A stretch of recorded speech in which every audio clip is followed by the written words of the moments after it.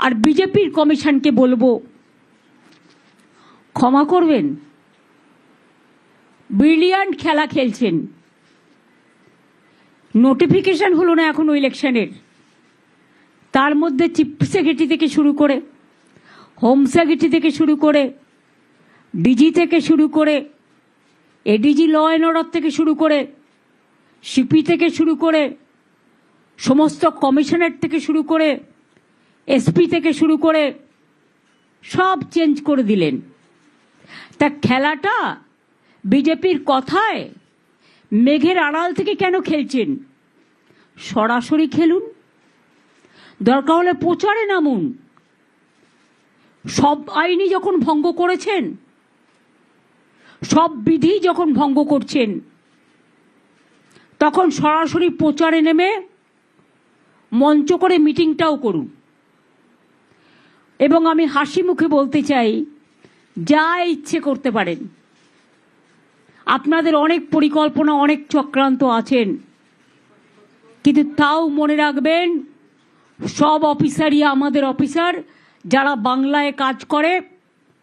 Election declare হলেও elected government কিন্তু থাকে, এবং আগামী দিনেও বিজেপির কোনো সম্ভাবনাই নেই।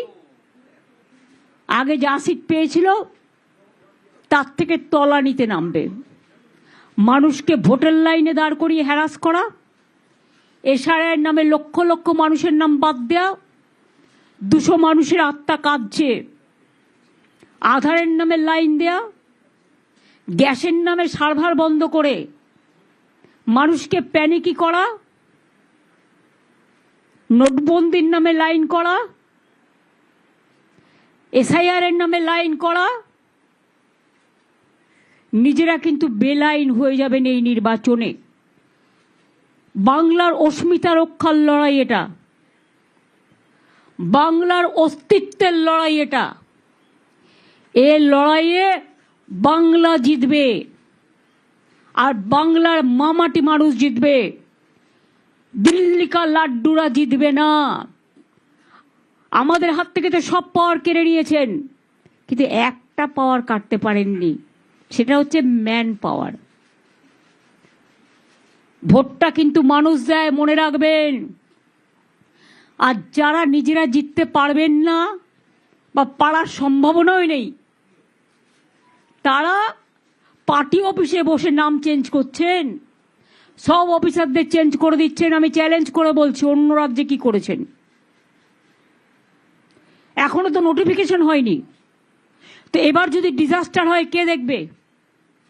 বলুন, যে চিফ সেক্রেটারি জানতো পরিস্থিতিটা, কোন রাজ্যে কোন জেলায় কি হলে কি হতে পারে, জলের সংকট হলে কে দেখবে? সব দায়িত্ব নির্বাচন কমিশন আর বিজেপিকে নিতে হবে।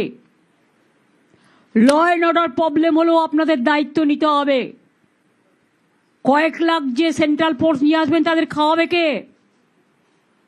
স্কুলগুলোর পড়াশোনা তো বন্ধ হয়ে যাবে। তাদের যদি সব গ্যাস চলে যায় গ্যাস দিতে, আমি তাদের ডিসরেসপেক্ট করি না, তাহলে আমাদের লোকেরা গ্যাস পাবে কোথায়? লক্ষ লক্ষ বাইরের লোককে নিয়ে এসে কেন এদের চেঞ্জ করলেন? তার কারণ টাকা সাপ্লাই করবেন, এরা আপনাদের মদত দেবে। কেউ কেউ আম সাপ্লাই করবেন, তাই কারা আপনাকে মদত দেবে? তাই চুনচুনকে লিয়া। আমি প্রাইম মিনিস্টারের কথার উত্তরে বলছি, মাননীয় প্রধানমন্ত্রী, আপনার যদি গণতন্ত্রের প্রতি ভরসা থাকে, তাহলে বাংলাকে এভাবে টার্গেট করছেন কেন? আর যত বাংলাকে টার্গেট করবেন, বাংলার মানুষ তত প্রত্যাঘাত করবে আপনাদের।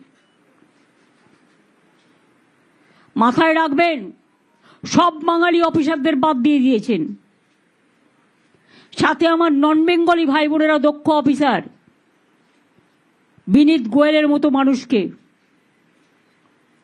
পারভিনের মতো মানুষকে, মুরলির মতো মানুষকে, সুনীলের মতো মানুষকে, এরকম অনেক এসপি সহ, যারা এলাকায় দুর্গাপুজো শান্তিতে করে, কালী পুজো শান্তিতে করে, ঈদ শান্তিতে করে। কেন দাঙ্গা লাগার কোনো অভিপ্রায় আছে নাকি? ঈদের আগে কেন সরালেন এদের সবাইকে? কাকে চেনে যাদের করাচ্ছেন?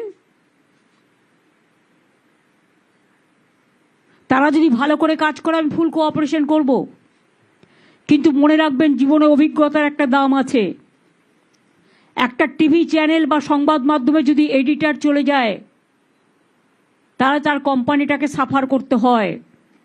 আর আপনারা সুপার পাওয়ার, সুপার এমার্জেন্সি চালু করে গত 4 মাস ধরে গভর্নমেন্টটাকে দখল করে রেখেছেন। তা সত্ত্বেও সৌজন্যতার খাতিরে কিছু বলিনি। সুপ্রিম কোর্টের নির্দেশ থাকা সত্ত্বেও এখনো সাপ্লিমেন্টারি লিস্ট বের করেননি। ট্রিব্যুনাল কবে গঠন হবে? আমরা আশা রাখি বিচার ব্যবস্থা যেটা বলেছেন সেটা অক্ষুণ্ণ থাকবে এবং মানুষের ভোটাধিকার থাকবে। কেসটা কিন্তু এখনো পেন্ডিং আছে, মাথায় রাখবেন। এবং মানুষের জন্য কেসটা আমি করেছিলাম। ওদের আরএসএস এর কিছু লোক এসছে, আমি তাদের শ্রদ্ধা করি যারা পুরনো আরএসএস।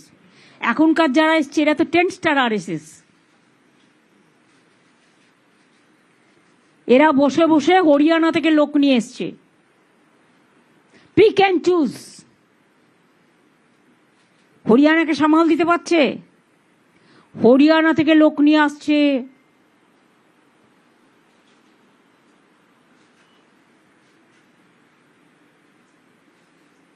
টনসিল বলে কাউকে নিয়ে এসছে, নিকনাম। সে ঠিক করছে এখানকার চিফ সেক্রেটারি কে হবে। নিজের গলার টনসিলটা সামলাতে বলুন, যাতে টাকা ডিস্ট্রিবিউশন করতে পারে এই লোকগুলোকে দিয়ে, আর্মস আনতে পারে, ড্রাগ আনতে পারে, বাংলার মাছ মাংস খাওয়া বা গুজরাটি বলুন, মারোয়ারি বলুন, রাজস্থানী বলুন, বিহারি বলুন, ইউপি বলুন, সব রাজ্যের যারা আমাদের এখানে আছেন আমরা সকলে একসাথে সম্প্রীতির সাথে বাস করি। তাদের মধ্যে দাঙ্গা লাগিয়ে দেওয়া, বিভেদ লাগিয়ে দেওয়া, এটা হচ্ছে ওদের প্ল্যান।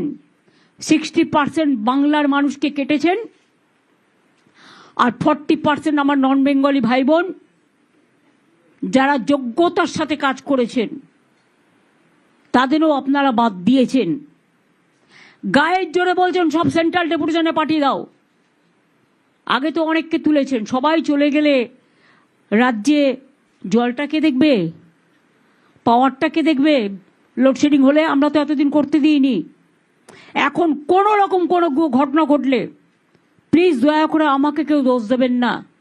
টুটি চিপে ধরবেন বিজেপির রাজনৈতিক টুটি, এবং মেঘের আড়াল থেকে যিনি খেলছেন